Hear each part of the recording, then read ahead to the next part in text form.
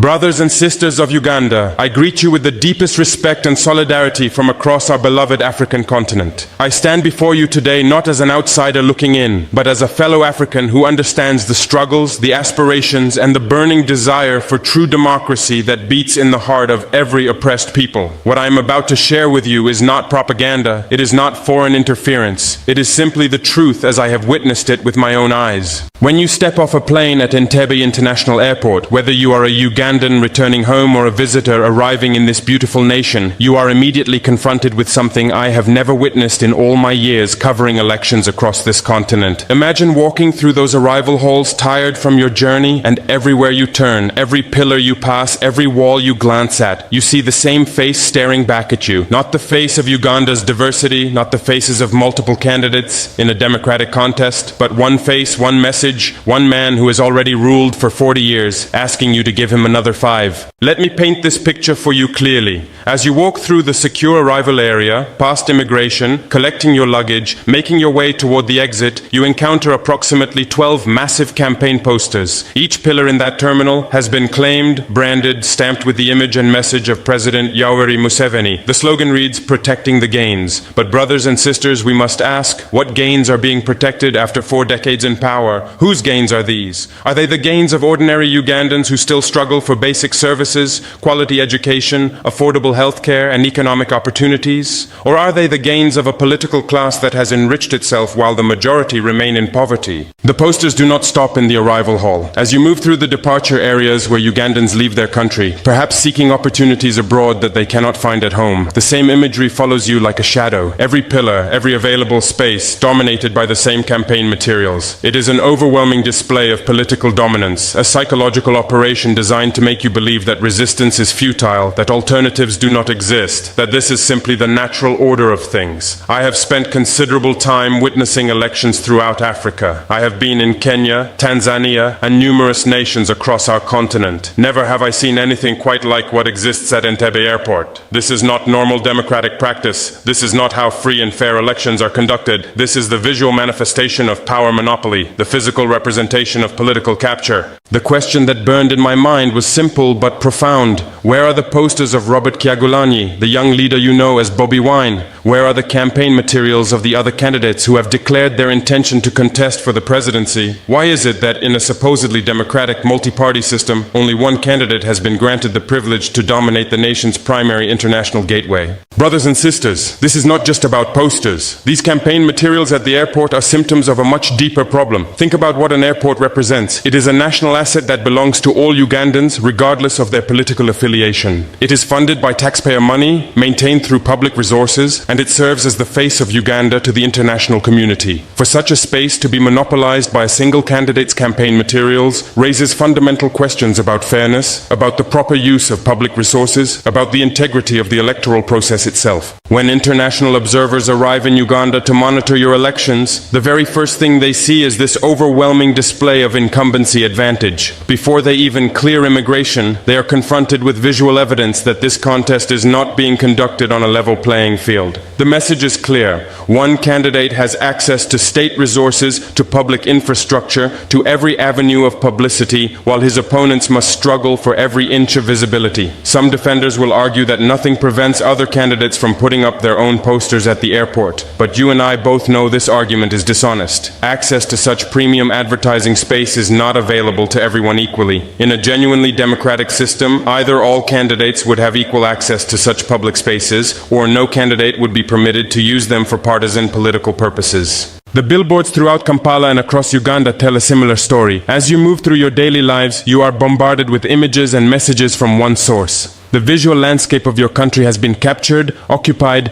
dominated by a single political narrative. Meanwhile, Bobi Wine and other opposition candidates must resort to physical grassroots campaigns, moving from village to village, trying to reach voters through personal contact because they have been systematically denied access to mass media platforms and public spaces. And what happens when these opposition candidates attempt to conduct their ground campaigns? You have seen it yourselves. Police roadblocks materialize suddenly. Campaign events are disrupted. Candidates are arrested, detained, detained, sometimes beaten. Their supporters are dispersed with tear gas and live ammunition. Rally venues that were booked and paid for are suddenly declared unavailable. This is the reality of opposition campaigning in Uganda today. I have witnessed Bobi Wine's campaigns in rural areas, in communities far from the capital. What I have seen is a young leader with genuine popular support, drawing massive crowds of enthusiastic citizens who are hungry for change, desperate for new leadership, willing to risk police harassment just to attend a political rally. These are not paid crowds, brothers and sisters. These are ordinary Ugandans, many of them young people who have never known any president other than Museveni, who are demanding their right to choose their own future.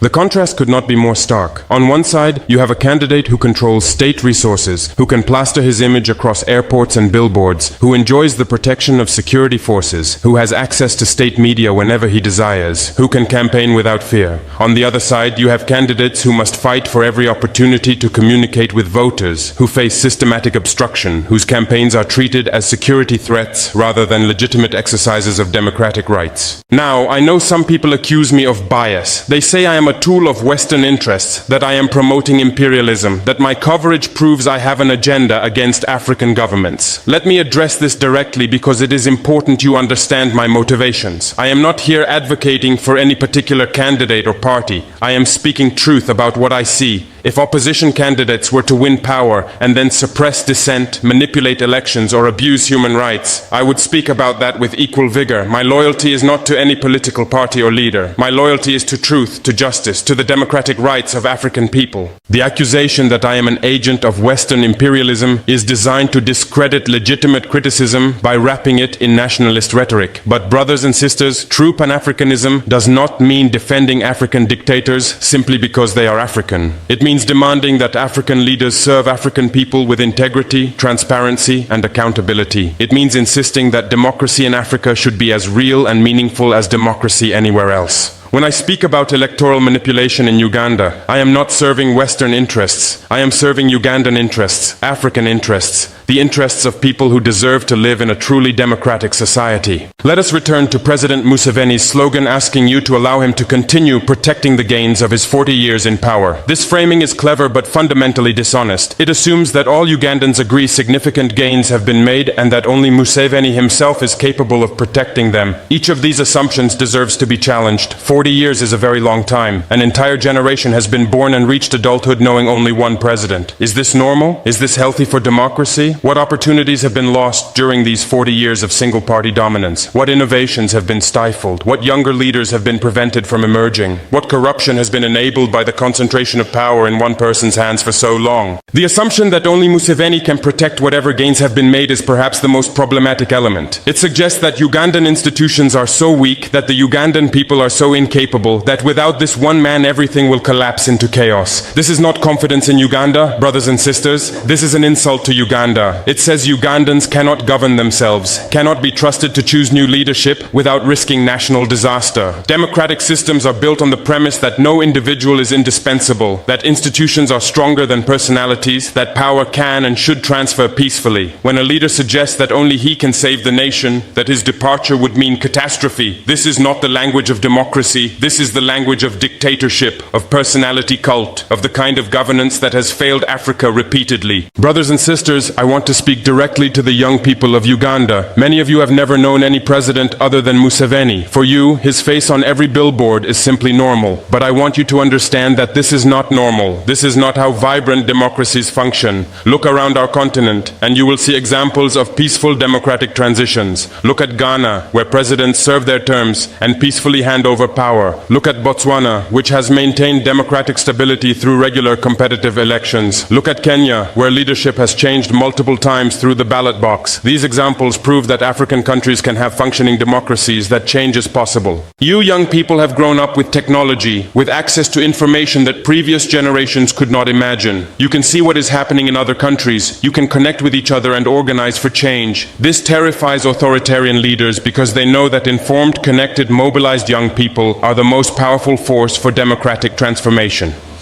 When Bobi Wine first emerged as a political force, many dismissed him as merely a musician. But he has proven remarkably resilient, remarkably courageous. He has been arrested repeatedly, beaten, tear-gassed, his concerts banned, his movements restricted, his life threatened. Yet he continues because he represents something larger than himself. He represents the aspirations of a generation that refuses to accept the old order. I do not tell you to vote for any particular candidate. That is your decision to make as free citizens. What I tell you is that you deserve a free and fair process. You deserve equal access for all candidates to public spaces and resources. You deserve campaigns conducted without intimidation or violence. You deserve an electoral commission that is truly independent. You deserve a security sector that protects all citizens equally. You deserve media that inform rather than propagandize. You deserve democracy, not just the appearance of democracy. The situation at Entebbe Airport is a symbol, but it is also a test. It is a test of whether Ugandans will accept this blatant manipulation or demand something better. It is a test of whether the international community will speak honestly about what they observe. It is a test of whether African voices like mine will continue speaking truth despite accusations and threats. I choose to continue speaking, to continue asking uncomfortable questions. I do this not because I hate Uganda, but precisely because I love Africa and want better for our continent. I am tired of seeing African people denied the democratic rights that people in other parts of the world take for granted. I am tired of seeing elections that are predetermined, of seeing opposition candidates harassed, of seeing the will of the people systematically thwarted. Some will say I am being too harsh, that I do not understand the complexities, that stability is more important than democracy. I reject these arguments because they are the same arguments used to justify authoritarian rule throughout African history.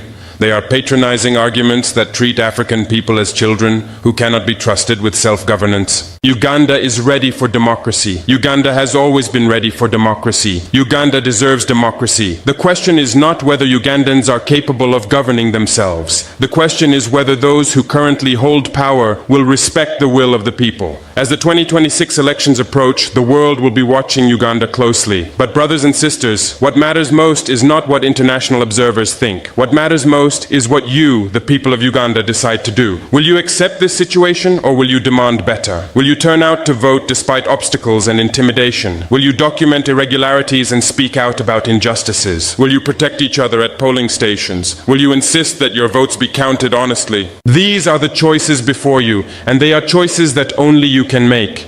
I can shine a light on injustices, but I cannot vote in your elections. I cannot organize your communities. I cannot stand up to intimidation on your behalf. That is your work to do. Work that requires courage, but work that is essential if Uganda is to have a democratic future. Remember that every dictatorship eventually falls. Every authoritarian system eventually crumbles. The question is not whether change will come to Uganda. The question is when it will come, how it will come, and what price will be paid for it. Peaceful democratic change requires that those in power respect democratic processes and accept the possibility of losing. When I see those campaign posters dominating Entebbe Airport, I see a leader who is not confident in his democratic support, who feels the need to overwhelm through propaganda rather than persuade through argument. I see a system that is brittle rather than strong, that depends on control rather than legitimacy. Brothers and sisters, the struggle for democracy in Uganda is part of a larger struggle across our continent. When authoritarianism succeeds in one country, it emboldens authoritarians elsewhere. When citizens successfully demand their rights in one place, it inspires citizens everywhere. Your struggle is our struggle. Your victory will be our victory. I stand in solidarity with all Ugandans working for free and fair elections who are risking their safety to demand their rights. I stand with the young people organizing despite intimidation, with the opposition candidates who persist despite systematic obstacles, and most especially with the ordinary citizens who will show up to vote regardless of the challenges they face.